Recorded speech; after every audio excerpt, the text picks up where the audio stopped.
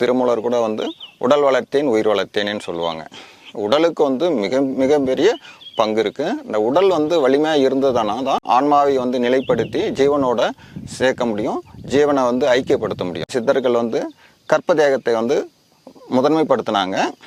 முதல்ல நம்மளுடைய தேகத்தை கற்ப நிலைக்கு அழியா தன்மைக்கு கொண்டு போயிட்டு உயிராற்றலுடைய பெருக்கத்தை இணைச்சி ஒரு வேள்வி அப்படின்னு சொல்லலாம்.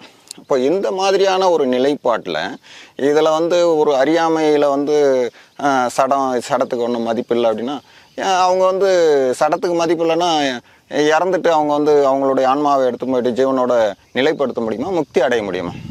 அப்போ நம்மளுடைய ஆன்மாவை நிலைப்படுத்தி ஜீவனோட ஐக்கியப்படுத்தி நம்ம முக்தி அடைகிறதுக்கு பெரும் பங்கு வகிப்பது நம்மளுடைய ஓட்டையில்லா உடம்பு.